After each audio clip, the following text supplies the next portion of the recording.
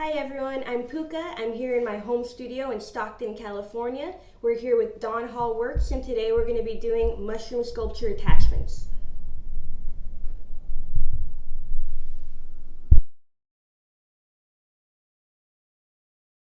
So I'm just going to throw a quick tumbler so I can attach a mushroom. You can throw whatever you like, but here we go.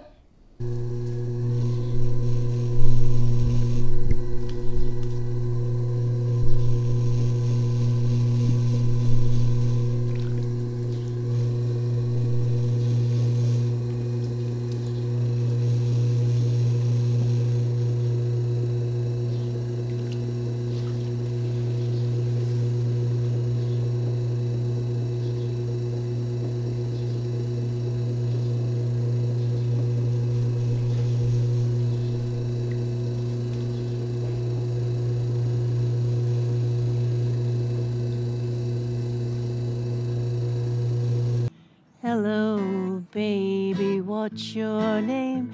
There's a dog in the road and a long, long train. Maybe we could sit a while and talk some apple pie. I haven't had a friend since who knows when. I wish that some of them would come back again. I left them with my heart a long time ago, and now I'm a lonesome woman. If I could do it all over, would I change the rules? Well, that's a good question, but it's meant for fools.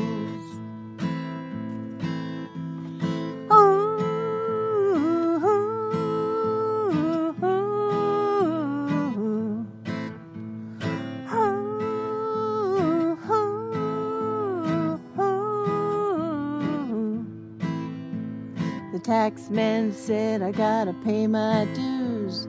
I hide my money in my old black shoes. Maybe I should just hop that train and run to the next big town. If I could do it all over, would I change the rules? Well, that's a good question, but it's meant for fools.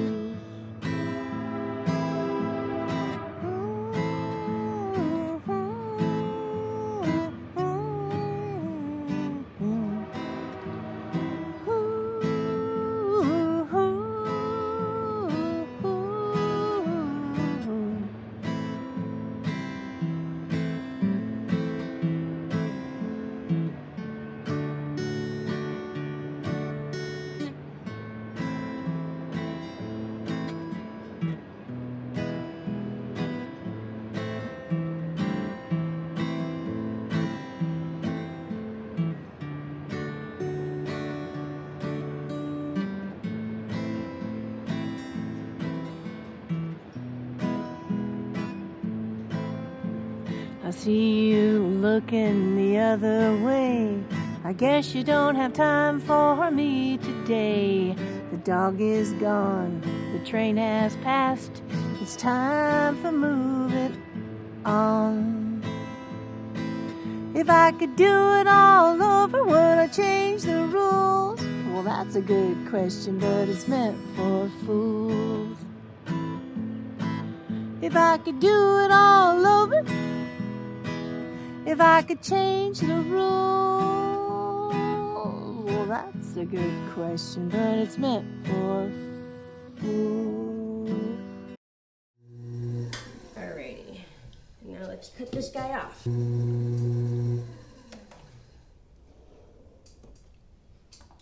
There it is. For purposes of this video, we're gonna quick dry this little guy. So using this heat gun varies on the weather. We are in winter time and there's a lot of humidity, so it's going to take a bit longer, about 5 to 10 minutes to dry this piece out. We have to be careful when we go on the inside because the heat comes back out onto the heat gun, so we have to do that very carefully. But other than that, we are just drying this piece out as fast as we can. All right.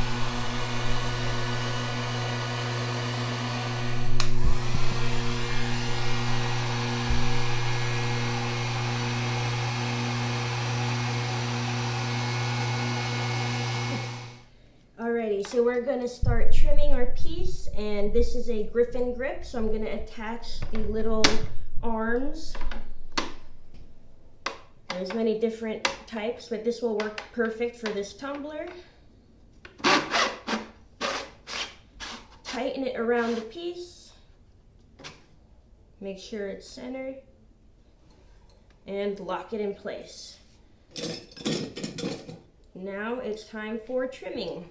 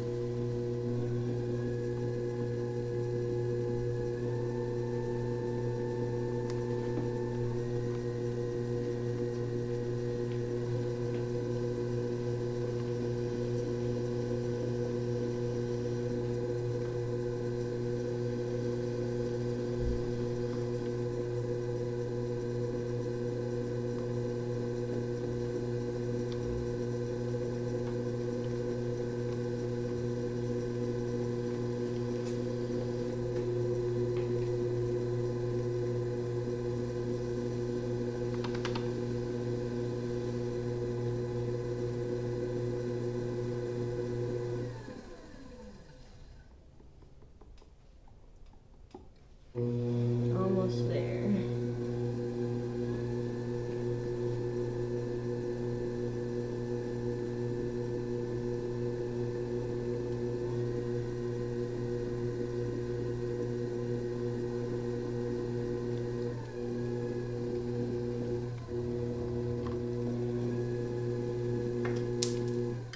So this is my favorite trimming tool. It's by Mud Tools. It has two different sides, but this one is my favorite. You can use it to trim normally like this. I think it's all in one. So usually you have this one and this one, the small and the large. I like to use this one, obviously the large side for the large side, but this little guy here, if you turn it like this, it acts as the smaller tool. This side is for chattering, which is something people like to do. I don't do it too often, but this is also a more wavy chattering texture rather than a sharper chattering texture like this one. But definitely recommend this guy. I believe it's $25. Very nice. Alrighty, just gonna get this chattering off here.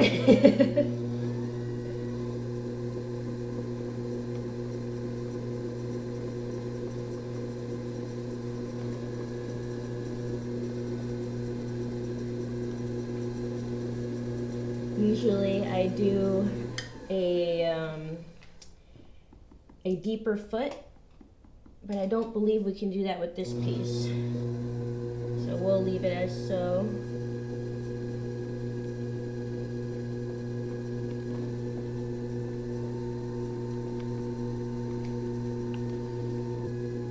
And here we're just burnishing to make sure that the little trimming lines have faded away.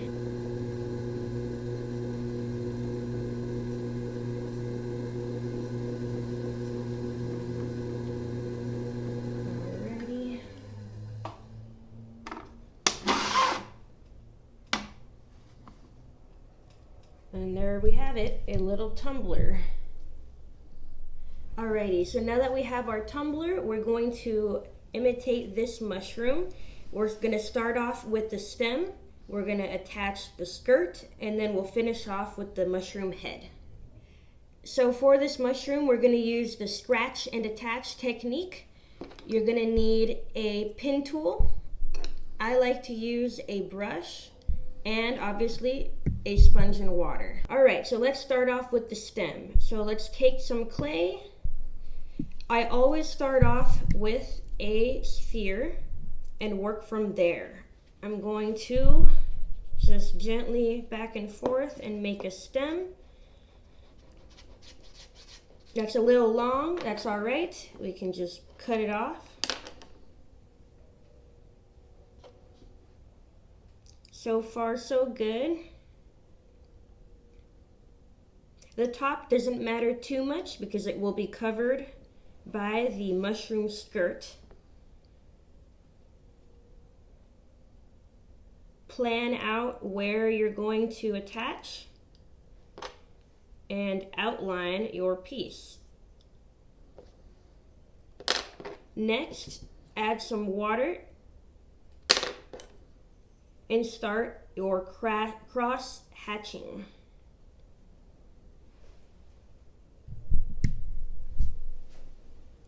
It's okay if you overdo it. That's what this guy's for.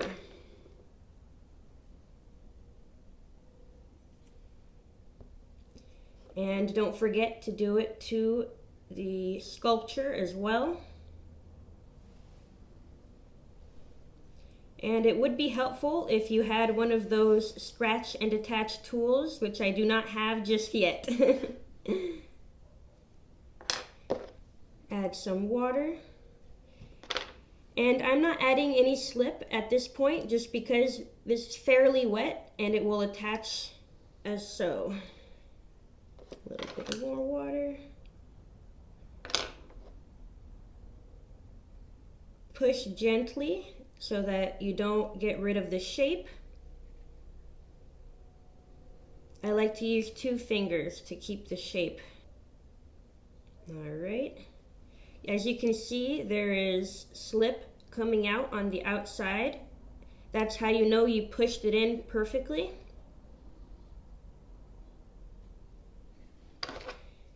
You take your wet brush, try to get most of the water off and wipe away that slip. Push it some more. Have to make sure this is nicely attached. Alrighty, now that we have that, we're going to blend the sculpture onto the mug. So I like to go back and forth very quickly. The less water, the better.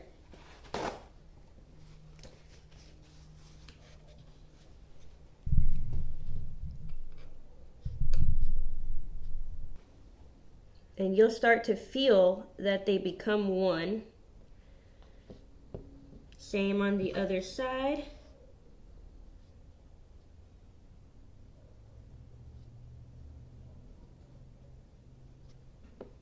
Alrighty, and then down below, that is the weak point. We have to make sure that this bottom of the stem is very attached because as it dries, it might pull upwards. It is thicker than the top, and that's why it may be a problem.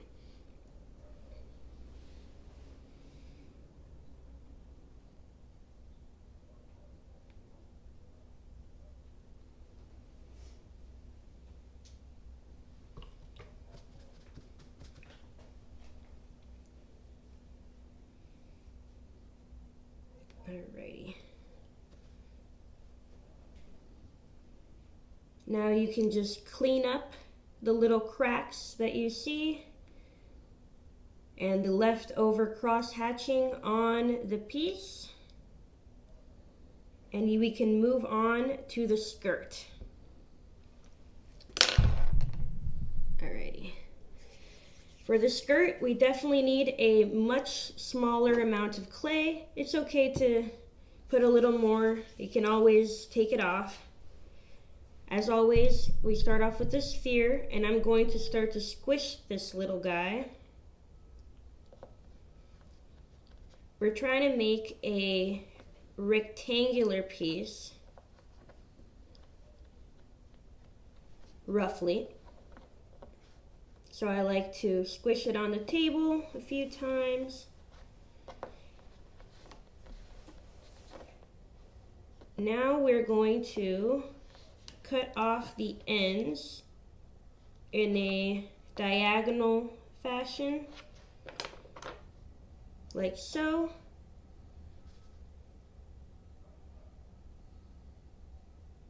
Squish it a little bit wider. Make sure it fits. Need to be a little bit wider.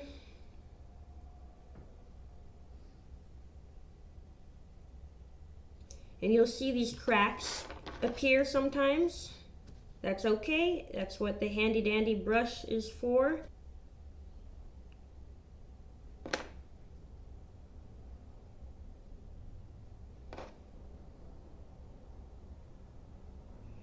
Alrighty. Make sure it is the correct size. Perfect. Alright. Once again, we will map out where it will be placed. Oop. Line on each side, and then a tiny line here, but not too thick so that we don't see it later on. And I like to squish this stem and take it off as well. Add a little bit of water and cross hatching one more time.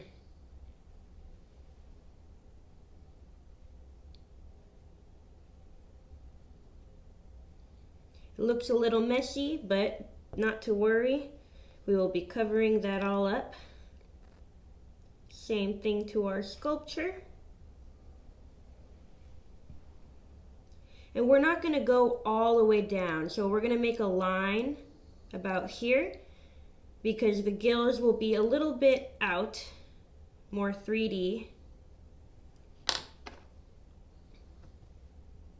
Make sure it's well moistened.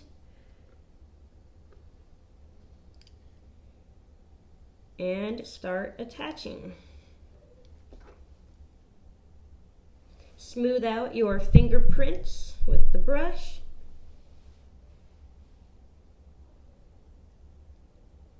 And I advise going downwards. That makes it look more even.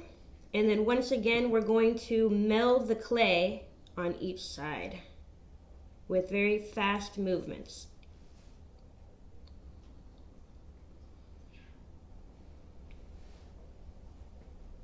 All right.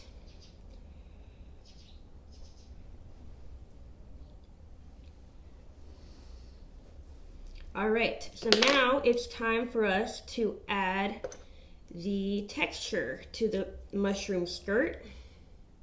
I like to use this polymer clay plastic knife. It makes things much easier than a pin tool. I like to start off in the middle and then make a diagonal line on each side to map out the lines and then fill it in.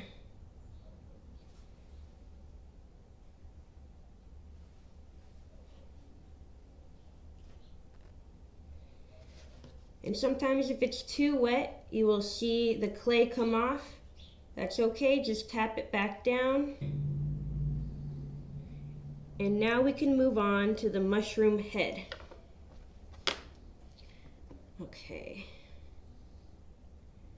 A little bigger maybe. Okay, so then we can start off again with another sphere. This is the biggest ball of clay we've used.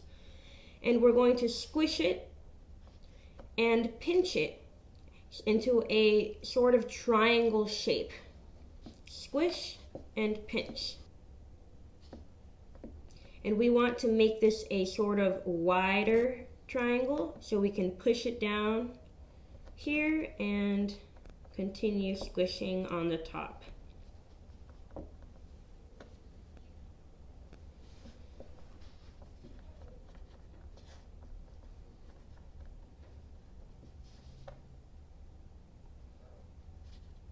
We want to make sure that we have rounded edges so they are not too sharp.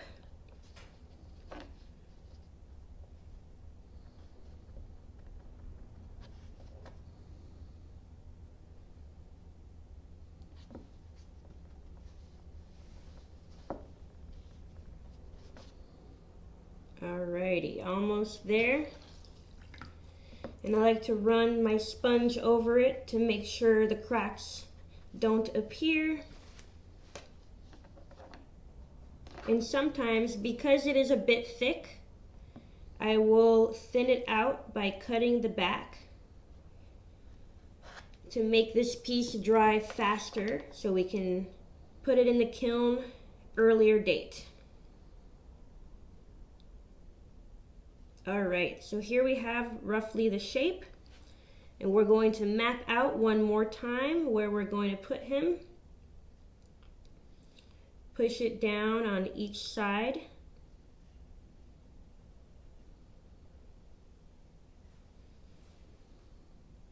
Alright, and once again outline the piece. Alright, add a little water.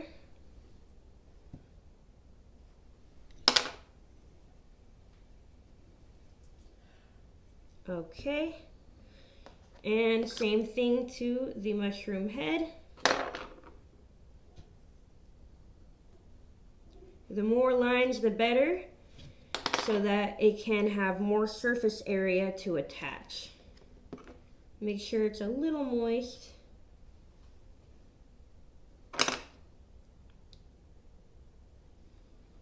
Alright, and now we can start pressing it in.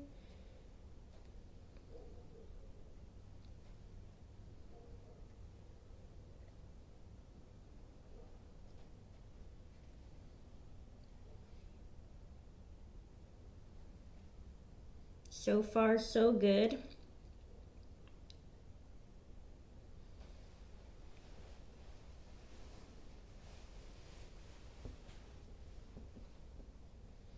And I like to focus on the outsides and pushing them in as much as I can.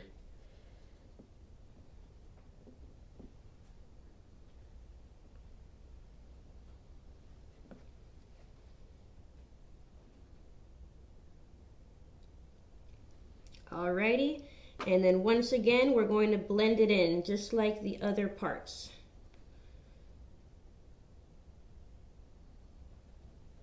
The diagonals on the top of the mushroom are pretty easy.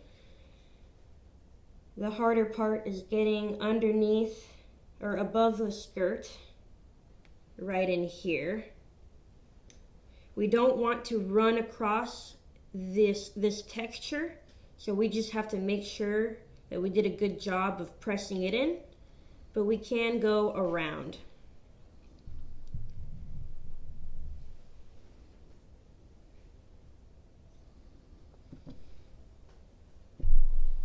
We're almost done attaching this mushroom head. Everything seems in its place, and I like to do a little light brush coat to smooth things over, like your fingerprints or places you may have pressed a little bit too hard.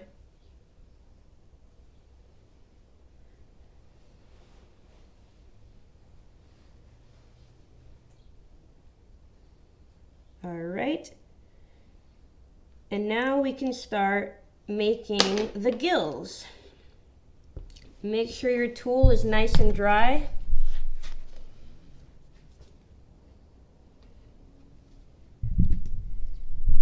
And we're going to map out roughly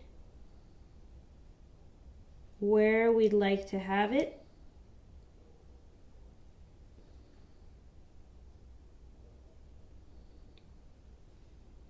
That seems to be okay. The jagged edges we can get rid of later when the clay is a bit drier.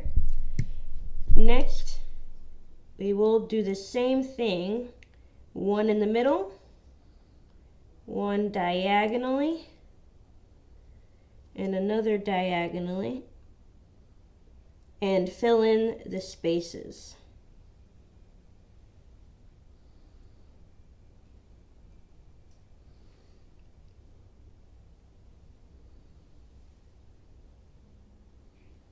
There we go.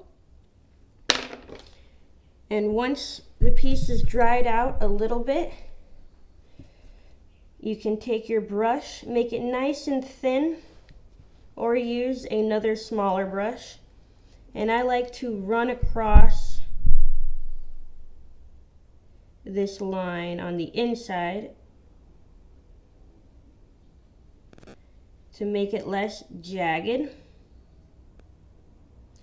And now we can start adding our little mushroom dots. I like to add about 4 of them. 1, 2, 3, 4, 5, 6. We'll see, whatever fits on there.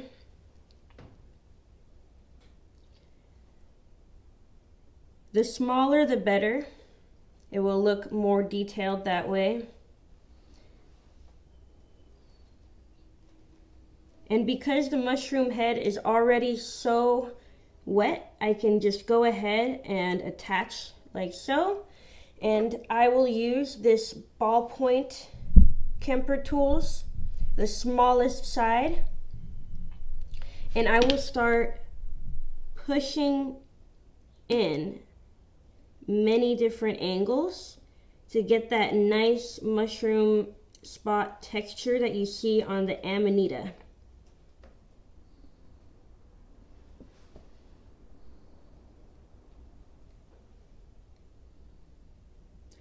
The more dots, the more organic it will look. The less dots, the more handmade, I guess, it will look. Okay, and we'll do that a couple more times. And as I continue, I am feeling how attached the dot is.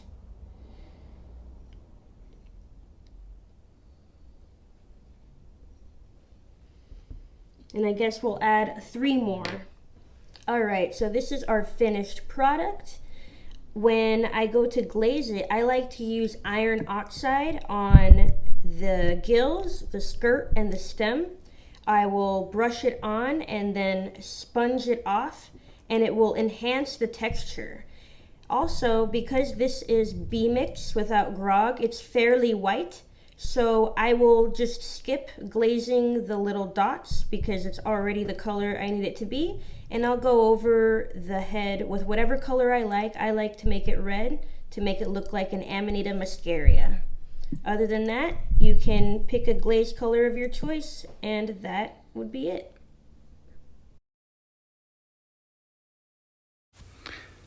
Thank you, Puka. That was great.